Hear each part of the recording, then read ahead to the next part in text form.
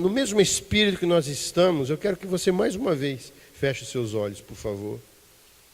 Jesus querido, nós estamos aqui na sua casa e nós queremos ouvir, Senhor, tão somente a sua voz. Que o teu Espírito Santo possa falar aos nossos corações aquilo que o Senhor quer, aquilo que nós precisamos ouvir e não aquilo que nós queremos ouvir.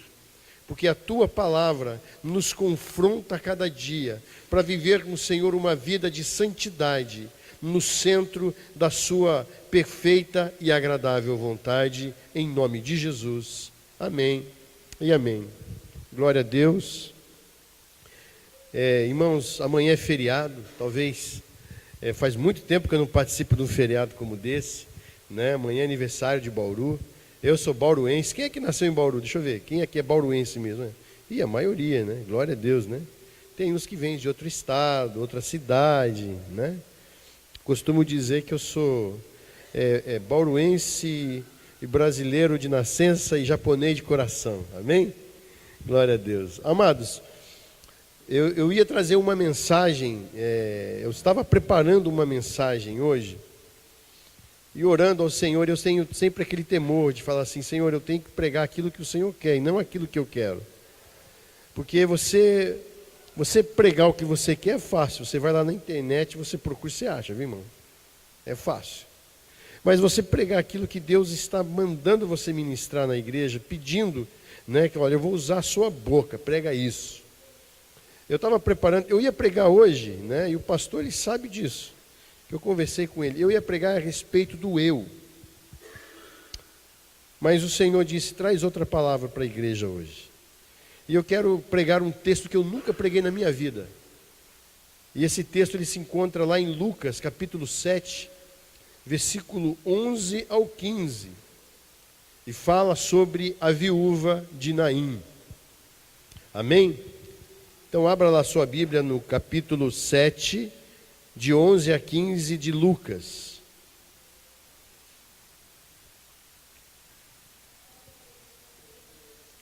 Aleluia.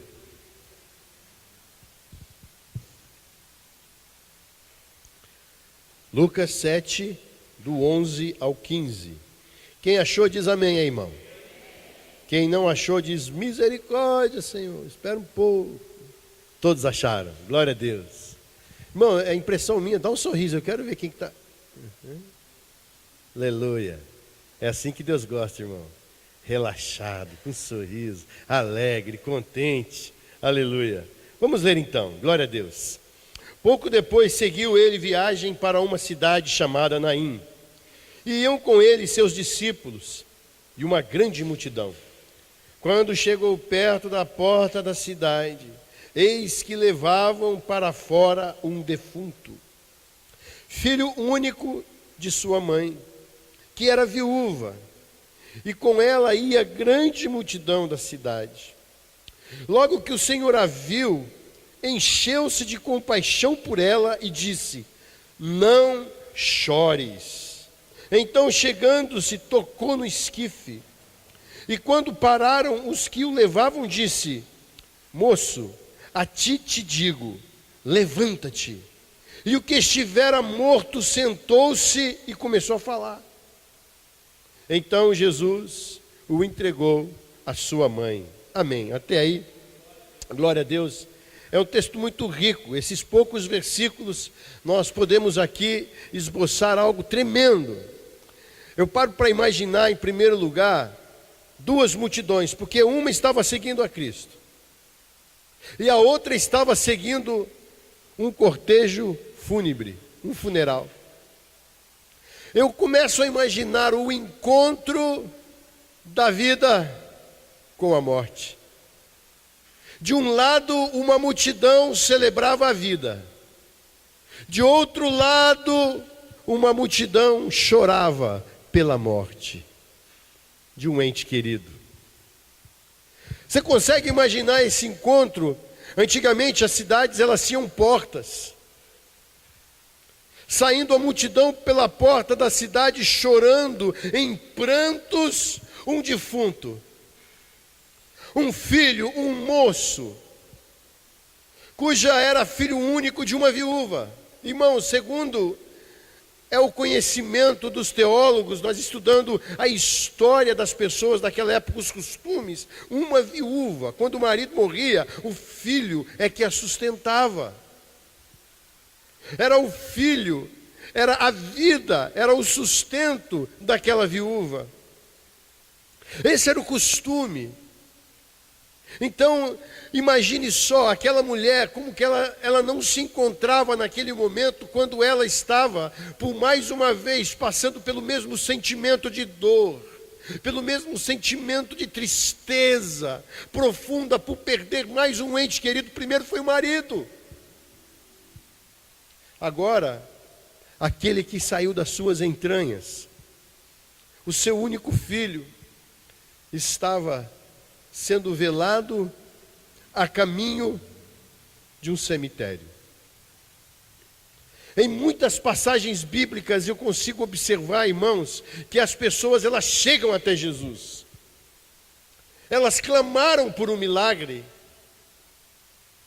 As pessoas precisaram ir e tocar. Aquela mulher do fluxo de sangue teve que chegar até Jesus para receber a sua libertação. Ela teve que tocar no Mestre. Outro foi Jairo, que chegou e disse: a minha filha. Então não é comum o que aconteceu aqui, porque quando Jesus olha para aquele cortejo, ele que é o autor e consumador da fé, ele que é o autor da vida, ele consegue ver no meio da multidão as batidas de um coração aflito de uma senhora que estava enterrando o seu filho. Jesus, então, quando ele olha para aquela mulher, no versículo 13, logo, veja bem no versículo 13 aí, acompanhe comigo. No versículo 13, logo que o Senhor a viu, encheu-se de compaixão por ela e disse: não chores. Irmãos, o que eu quero tirar aqui hoje para mim e para você, preste bem atenção, porque o mundo tem vivido realmente um alardido de crise. E nós temos pregado aqui: quem está com o Mestre não vive crise. Irmãos, nós não vivemos crise, porque sabe por quê? Porque Ele olha para você, Ele olha para mim, Ele olha para o povo dEle. Assim como Ele olhou para aquela viúva, assim como Ele olhou para aquela mulher que estava desesperada porque tinha perdido o filho, ela podia sim estar em crise, numa crise emocional tremenda, ela estava abalada, mas Ele olha para ela. E é uma coisa tremenda essa história. Quando eu me deparo com essa história, eu vejo que Cristo, eu e você, nós não estamos alheios a Cristo. Cristo, Ele não passa por você com uma cara levantada para o alto e falando assim: eu não conheço esse aí. Cristo, Ele não passa um dia sequer sem que haja olhado para você e conhecido o seu problema. Cristo não passa um dia sequer sem olhar para você dizendo assim: eu sei da tua aflição, meu filho. Num culto como esse, irmãos, nós precisamos entender, toda vez que nós cruzamos por aquela porta, toda vez que eu passo e piso aqui dentro, esse é um território santo, esse é um território preparado para que eu e você possamos sairmos daqui transbordantes, revigorados, porque nós temos um Deus que cuida de nós. Pode parecer exagero falar tantas vezes que Ele olha por nós, mas não é exagero dizer que quando você dorme, Ele está do seu lado. Eu imagino, uma vez, irmãos, eu ainda era solteiro,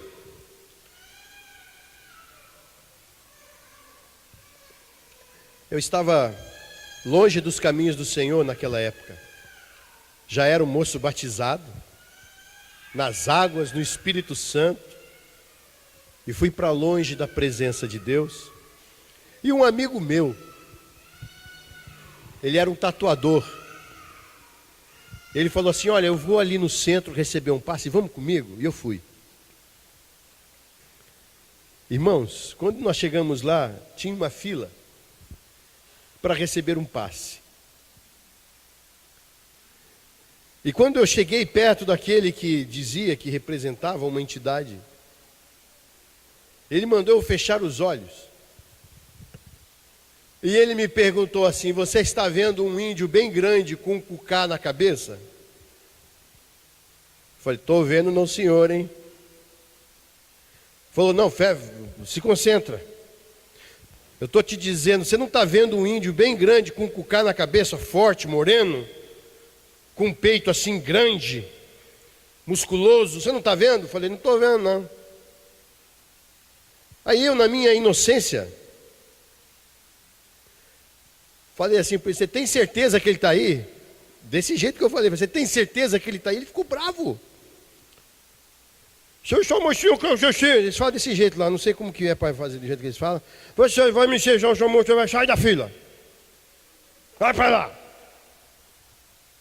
Mandou eu sair, dizendo que eu estava atrapalhando a fila. Irmãos, Deus não esquece de um escolhido dele, nem quando ele está longe dos seus caminhos, porque Deus cuida a cada dia de nós. O sol nasce para o justo e para o injusto. Mesmo na minha injustiça, Deus é fiel. O santo não subiu, irmão, porque não baixa, quem baixa é do céu. O santo não subiu lá no homem. Eu parei a fila do centro, irmão, fiquei lá, e o homem perguntando toda hora: você não está vendo, você não está vendo? Tem certeza? Tem certeza. E eu posso imaginar que Deus olha para mim e para você, quando você está dormindo, eu posso imaginar, não é um índio não, mano. Não é essa porcaria não. Eu posso imaginar um homem com os olhos de fogo. Eu posso imaginar um homem nas suas mãos tem uma espada reluzente. Ele estando do lado de você, estando do meu lado, nós dormindo, e Ele está ali nos guardando, Ele está ali nos livrando, Ele está ali guardando aqueles que são os seus. Ah, pastor, mas eu não vejo. Se você não crê, meu irmão, você nunca vai ver. E nós não precisamos ver para crer, amém? O próprio Jesus disse a isso a Tomé, falou: bem-aventurado aqueles que não viram e creram. Irmãos, você tem um guardador que te guarda 24 horas por dia, 30 dias, pico a mês. Ele olha por você, Ele olhou para aquela mulher. Ah, Ele nos vê, Ele nos conhece, Ele jamais vai nos abandonar, irmãos. Mas uma coisa nesse versículo 13 que eu encontro é que Jesus, Ele moveu-se de grande compaixão. Irmãos, Jesus, Ele se compadece de nós. Quem sou eu? Quem é você? Para que Jesus possa olhar e se compadecer e dizer assim: meu Deus, eu vou ajudá-lo. Ele entende o seu problema. Ele compreendeu a dor daquela mulher, Ele se compadeceu dela. Quando Jesus olha para cada um de nós, em meio às nossas mazelas, Ele nos entende, Ele tem o que chamamos de empatia. Ele se coloca no nosso lugar, Ele sabe exatamente o nosso sentimento. Isso é tremendo, sabe por quê? Porque Ele é Deus. E quando eu entendo que isso acontece no meu interior e no seu interior, deve sim, irmãos, ter uma celebração na qual é o fogo do Espírito Santo, é o renovo de Deus. Sabe por quê? Porque eu não estou só. Sabe quando você diz assim: ah, eu estou sozinho? Você não está sozinho. Se você professa fé em Cristo, você nunca ficou sozinho na sua vida. Dá para entender isso? O negócio é tão profundo. Irmãos, se os nossos olhos fossem completamente abertos, como deveria ser. Paulo, o apóstolo Paulo, é o apóstolo dos gentios, é o nosso apóstolo. Através dele, da sua perseverança, a palavra de Deus genuína chegou até nós. E os olhos dele foi aberto. Se nós conseguíssemos enxergar o espiritual, irmãos, nós não seríamos uma brasa apagada, um carvãozinho pretinho, apagado. Não serve nem para escrever na parede, né? Para pichar na parede, nem porque ele vai esfarelar todo.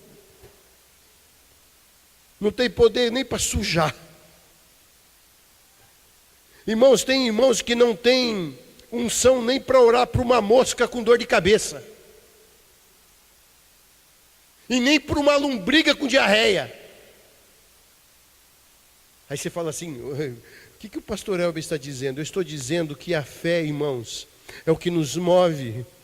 Se você não crê que você tem um Deus que se compadece, Ele jamais vai te deixar. Irmãos, Jesus Cristo não vai nos abandonar.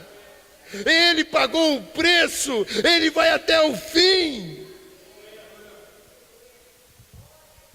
Eu estava assistindo um programa que chama O Sócio.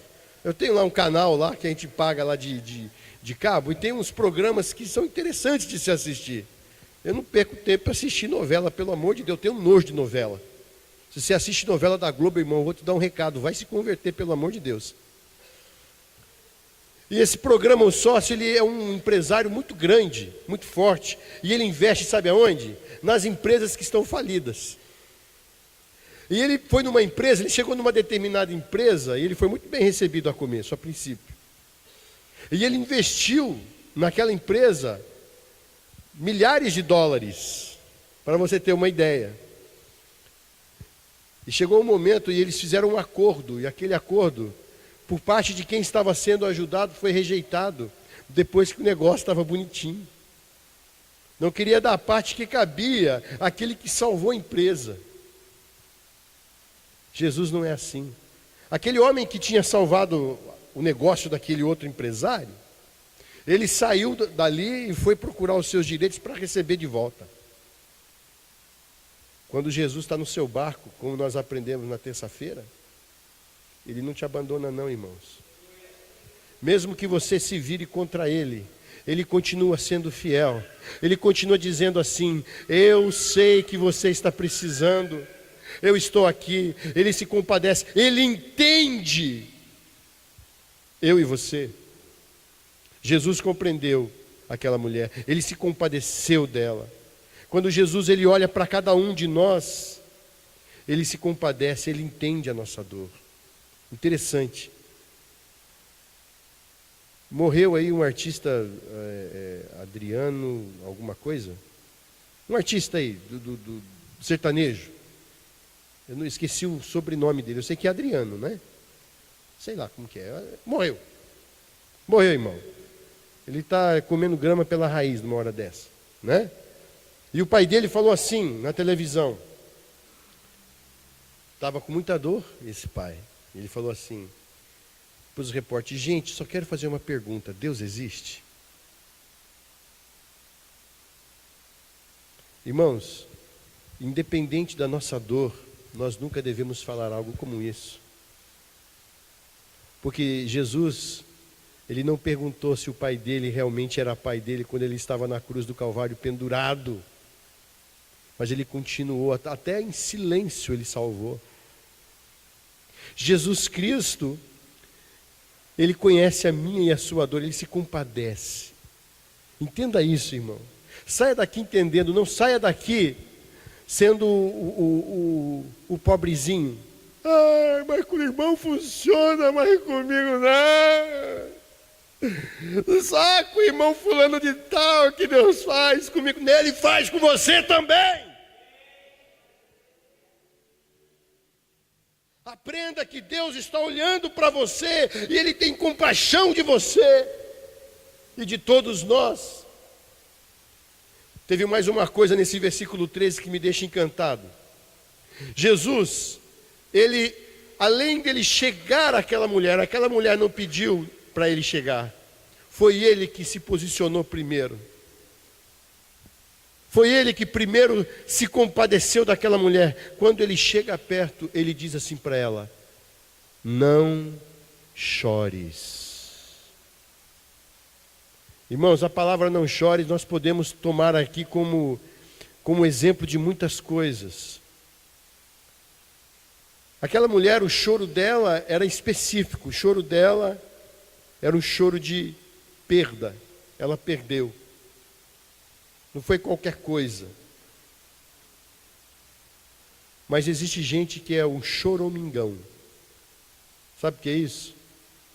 O povo, quando saiu do Egito, eles saíram com uma mentalidade de escravo.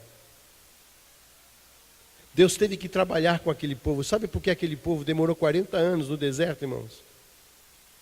Primeiro, porque deixaram de crer, mesmo vendo as coisas que Deus fez por eles, deixaram de crer em Deus e pediram: olha, eu acho que Moisés morreu, quando Moisés sobe lá no Monte Sinai para pegar os 10 mandamentos. Arão foi, se naquela época existisse arma com 38, uma R15, eu acho que eles tinham colocado na cabeça de Arão: você faz um negócio para nós aí, faz um Deus para nós aí, nós precisamos adorar alguém.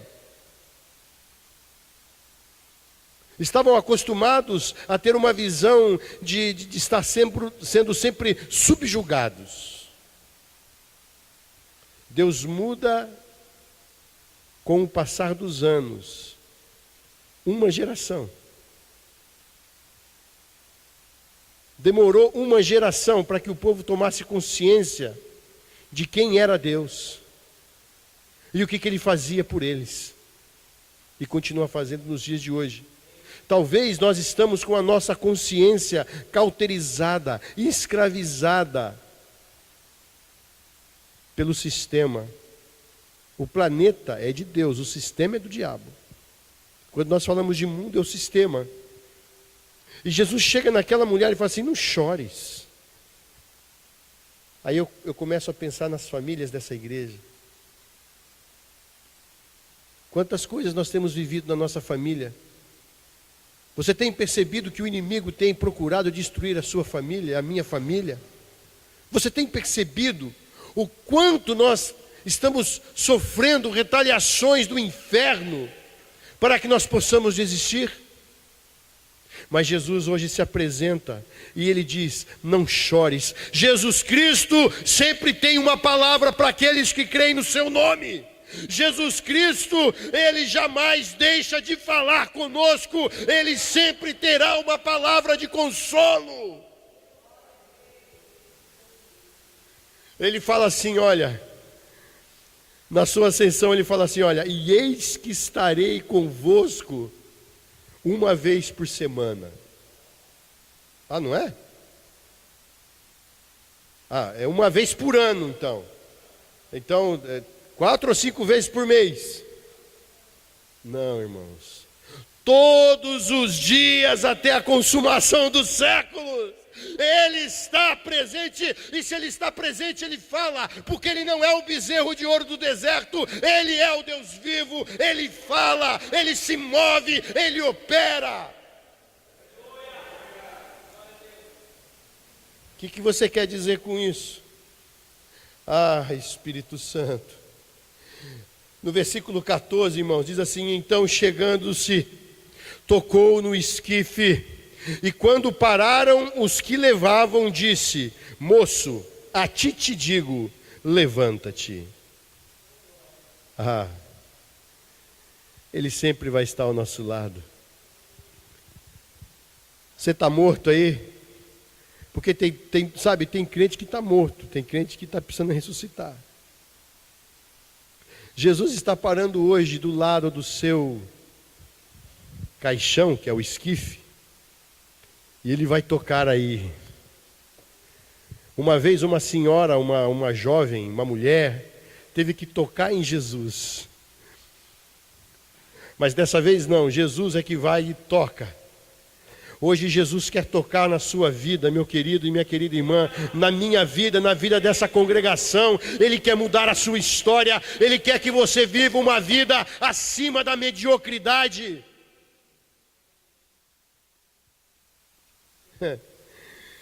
Sabe o que eu aprendo quando Jesus toca naquele caixão, naquele esquife?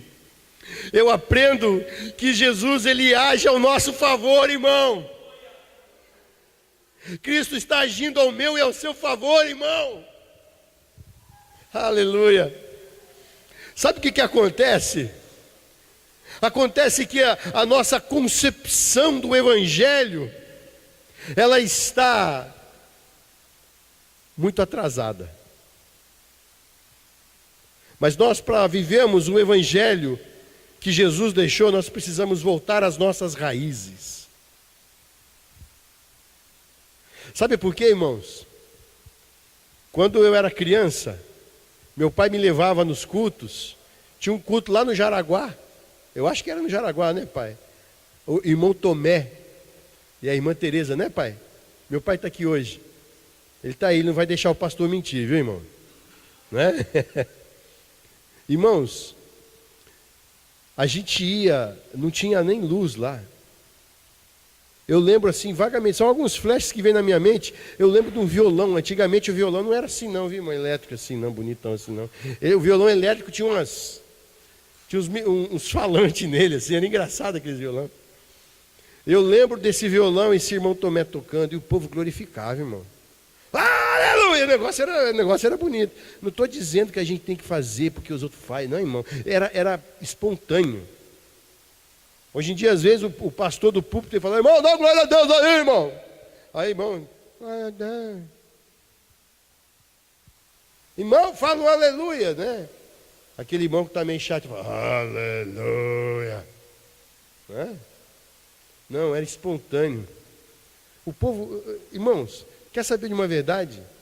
Nem teologia o povo tinha. O povo tinha um coração aberto, um coração sedento, um coração que entendia que Deus, Jesus Cristo, o Espírito Santo, age no coração daquele que crê. Mas hoje não. Hoje para a igreja encher tem que fazer campanha.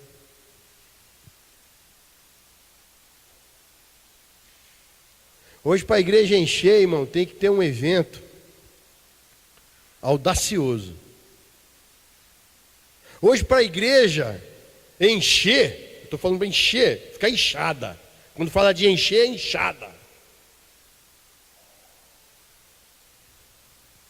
Em nome de Jesus, essa igreja, a qual eu congrego, ela não vai se tornar uma igreja inchada. Essa igreja vai ser numerosa, mas vai ser de gente que tem compromisso com Deus. Em nome de Jesus eu profetizo. Independente de quem vem pregar, independente de quem vem tocar, eu estou aqui porque eu sei que Deus age, eu estou aqui porque eu sei que Deus está ao meu favor, está ao favor daquele que está do meu lado, nós estamos juntos indo para o céu. É assim que Deus vê, é assim que Deus quer o povo. Nós precisamos voltar às raízes. Aquela mulher, o problema dela era grande, era ou não é? Alguém já perdeu um filho aqui? Talvez tenha alguém que já perdeu um filho. Eu já perdi. Já perdeu também, irmã? Já perdeu. Eu não cheguei nem a conhecê-lo, mas era meu filho. O filho que nós perdemos, eu e minha esposa, no dia 25 de dezembro, era o Natal. Nós estávamos numa clínica. Ela estava fazendo a coletagem. 4 meses. O médico tirou. Era uma clínica lá no Japão, era uma clínica de interior, sabe? Bem interior, bem no meio das montanhas. Só tinha as montanhas, mata assim das montanhas. O médico me chamou, um senhorzinho já. Veio na bacia e me mostrou aquela criancinha desse tamanhozinho assim, com a mãozinha assim. Como é difícil. Mas você sabe de uma coisa? A alegria do Espírito Santo, ela supera as nossas perdas. Sabe por quê? Porque eu sei aonde está, eu sei quem o chamou. Aquela mulher, talvez, ela ainda não conhecia o poder do Mestre. Talvez ela tinha ouvido falar, mas aquele momento que ela estava vivendo era um momento tão conturbado para ela, que a única coisa que ela tinha em mente era velar e enterrar o seu filho. Talvez a única coisa que você tem em mente hoje é o seu problema, é a sua situação. Esse aqui nós nominamos um culto de libertação. O que você precisa ser libertado, irmão? Seja você sincero com Deus, porque ninguém pode se esconder de Deus. Adão tentou e não conseguiu, irmão. Qual é o seu problema? Qual é a razão da sua tristeza? Porque aquilo que era para se tornar, ou que era um velório, o velório, irmão, só representa tristeza, só tipifica tristeza, é só para chorar. Você vai no velório para contar piada? Você vai no velório para falar assim, irmão, você não sabe da boa, cara, eu estou aqui, que eu estou alegre mesmo, porque o cara morreu. Você vai falar isso no velório? Né? Tem um irmão que falava assim, você sabe quando que o velório é bom? Quando? É quando o defunto está frio e o café está quente. Você acha que você vai fazer isso no velório, irmão? Vai lá para tomar cafezinho? Velório é um lugar para lamentar. Isso é que aquela mulher estava passando. Lamento.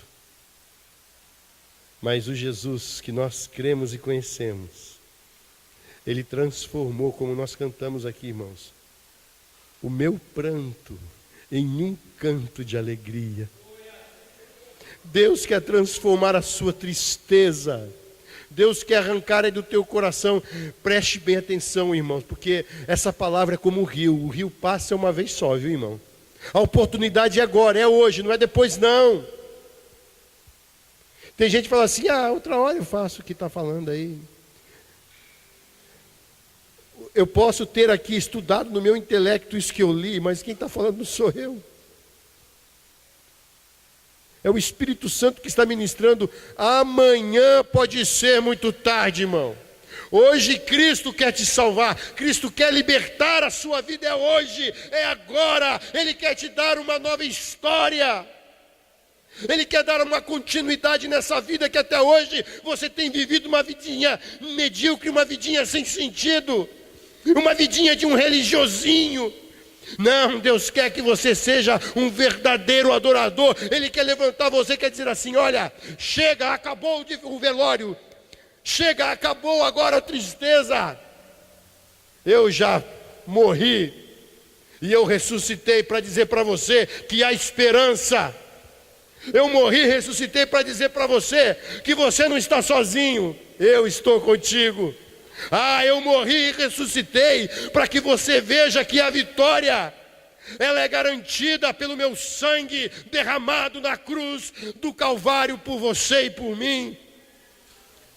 Essa é a palavra que o Senhor dirige nessa noite para mim e para você. O nosso grande problema, muitas vezes, é não permitir que Deus atue no nosso coração como Ele deseja atuar. Então, eu quero que você, nessa noite, saia daqui abençoado com um recado. Se desarme completamente do seu eu, já que nós íamos falar sobre eu. Baixe a guarda, irmãos, e ouça. Jesus, Ele olha para você e para mim, Ele se compadece de nós, Ele sempre tem uma palavra para mim e para você, e Ele sempre estará ao seu lado e ao meu lado, agindo em nosso favor. Você pode crer nisso? Amém? Então fique de pé, por favor.